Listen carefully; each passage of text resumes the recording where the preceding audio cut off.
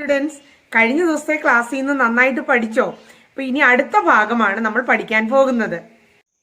Electrical properties of solids എന്ന ടോപ്പിക്കാണ് നമ്മൾ ഇന്ന് ഈ ക്ലാസ്സിൽ പഠിക്കുന്നത്.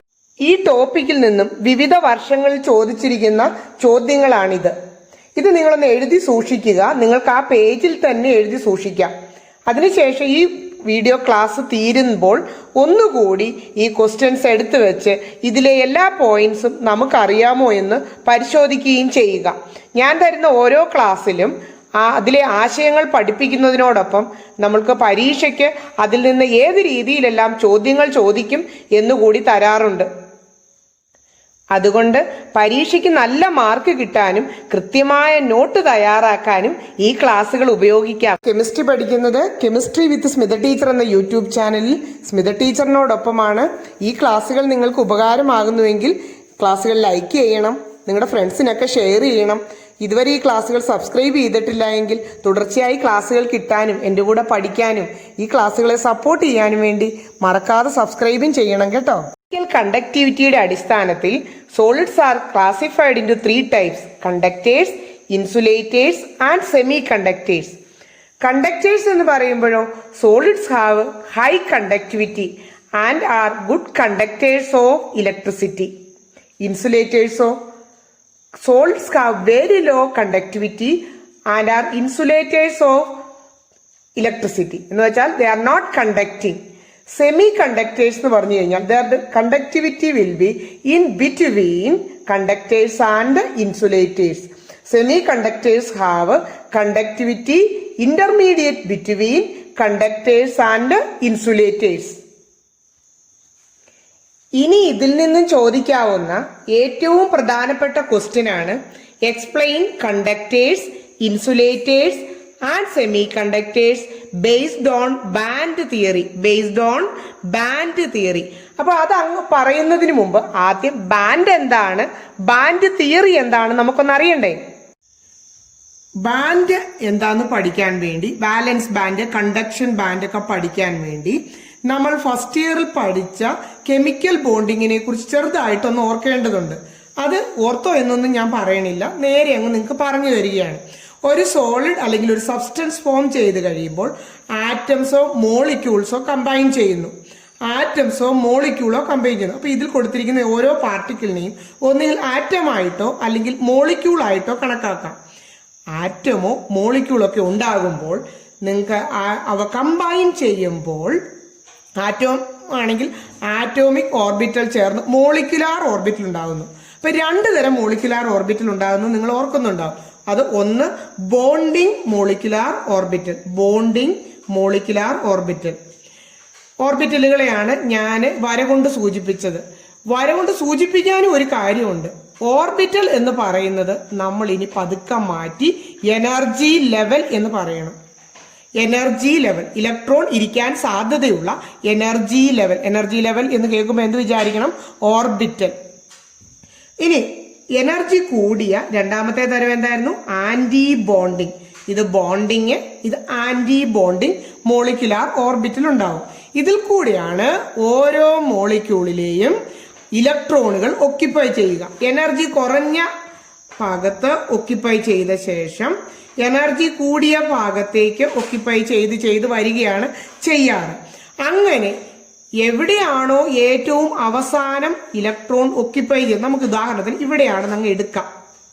ഇവിടെ ഇലക്ട്രോൺ ഒക്യുപ്പൈ ചെയ്ത് തീർന്നു.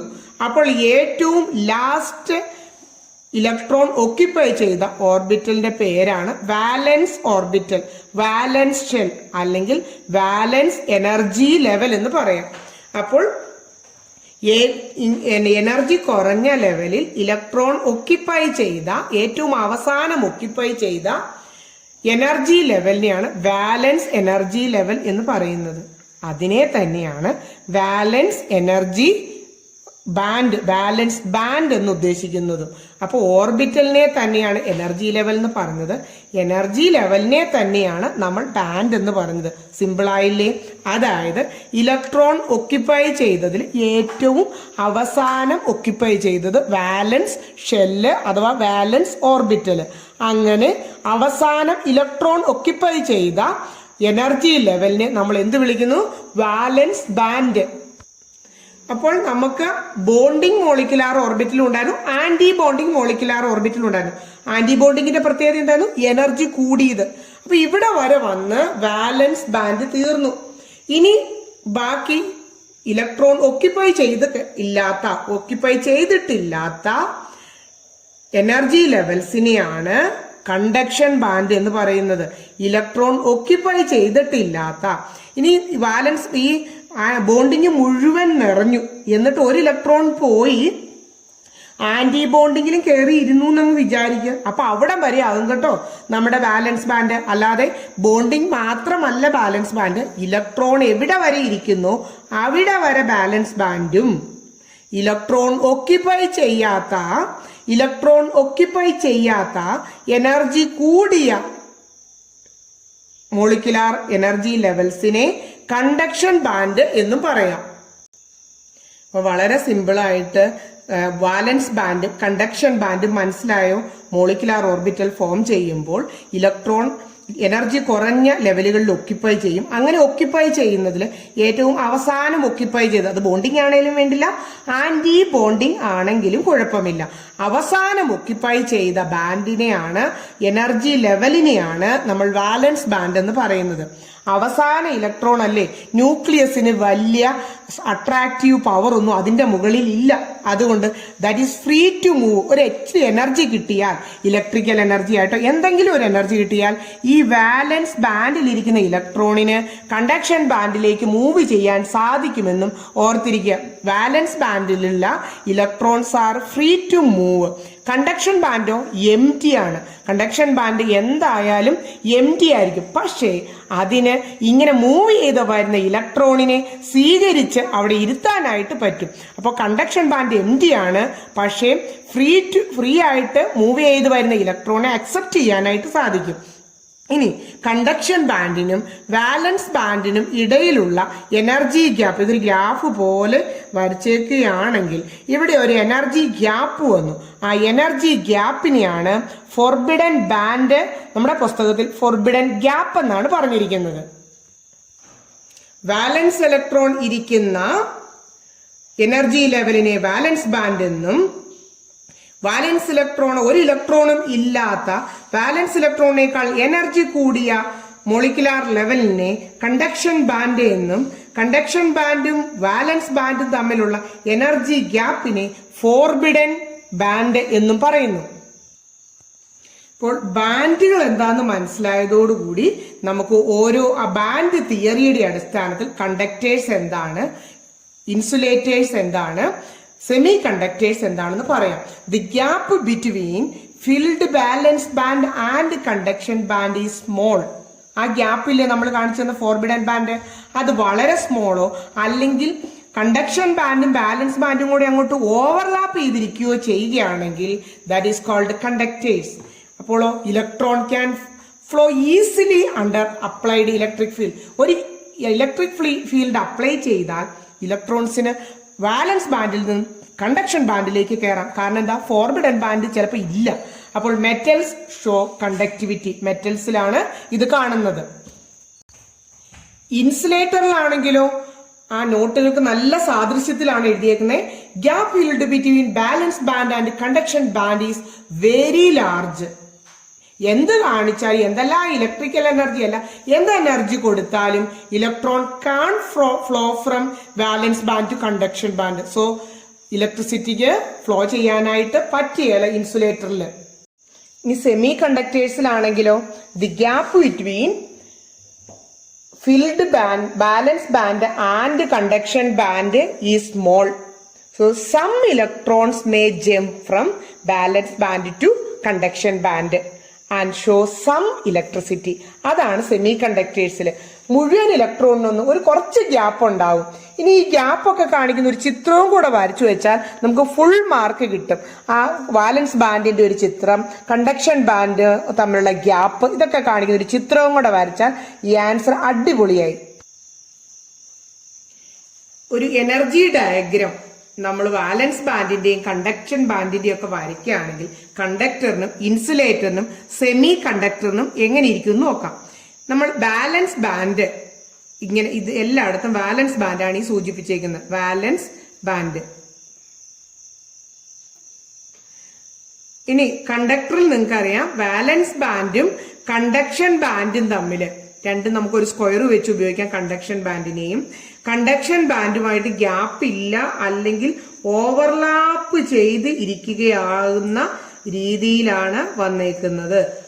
കണ്ടക്ടറില് വാലൻസ് ബാൻഡും കണ്ടക്ഷൻ ബാൻഡും തമ്മിൽ ഓവർലാപ്പ് ചെയ്തേക്കുന്നു, അല്ലെങ്കിൽ എനർജി ഗ്യാപ്പ് ഒട്ടുമില്ല. ഇൻസുലേറ്റർ നിങ്ങൾ പറഞ്ഞേ വാലൻസ് ബാൻഡും കണ്ടക്ഷൻ ബാൻഡും തമ്മിൽ ഭയങ്കര എനർജി ഗ്യാപ്പാണ്.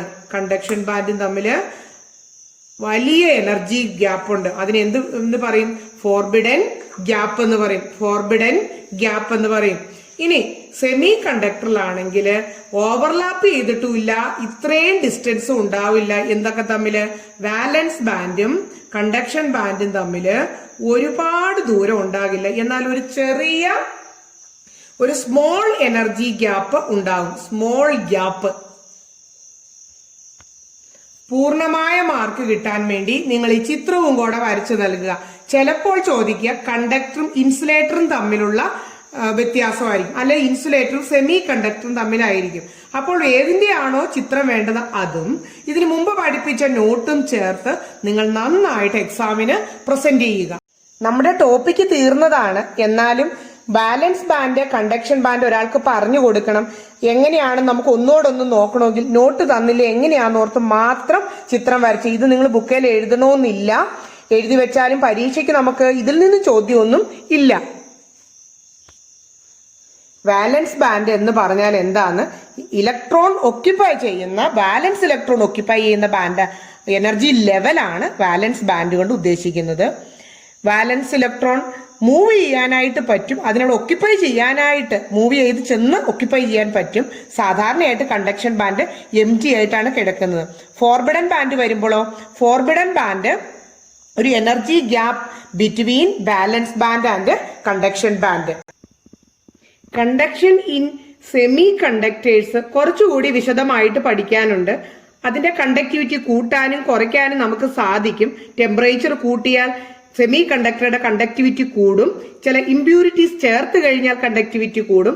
അതെല്ലാം വിശദമായി നെക്സ്റ്റ് വീഡിയോ ക്ലാസ്സിൽ പഠിക്കാം. നിങ്ങൾക്ക് ഈ ക്ലാസ് ഇഷ്ടമായെങ്കിൽ തീർച്ചയായും ഇത് സപ്പോർട്ട് ചെയ്യണം. സപ്പോർട്ട് ചെയ്യുന്ന എങ്ങനെയൊക്കെയാണ്? കമന്റുകൾ രേഖപ്പെടുത്തണം. ക്ലാസ്സിനെ കുറിച്ചുള്ള അഭിപ്രായം. നിങ്ങളുടെ കൂട്ടുകാർക്ക് എല്ലാവർക്കും ഇങ്ങനെ ഒരു ക്ലാസ് ഉണ്ട്, അതിൽ നിന്ന് പരീക്ഷാ ചോദ്യങ്ങൾ പഠിക്കാം, നോട്ട് തയ്യാറാക്കാം എന്നൊക്കെ നിങ്ങൾ പറഞ്ഞുകൊണ്ട് തന്നെ ഷെയർ ചെയ്യുക. ശ്രദ്ധിച്ച് കേട്ടോ? ഉപകാരപ്പെട്ടോ? നന്നായിട്ട് പഠിക്കാൻ പറ്റിയെങ്കിൽ നമ്മുടെ സുഹൃത്തുക്കൾക്കും കൂടി ഒന്ന് ഷെയർ ചെയ്ത് കൊടുത്തേക്കുക. അവർ നന്നായിട്ട് പഠിക്കാനൊക്കെ നമ്മളൊന്ന് ഹെൽപ്പായേക്കുക.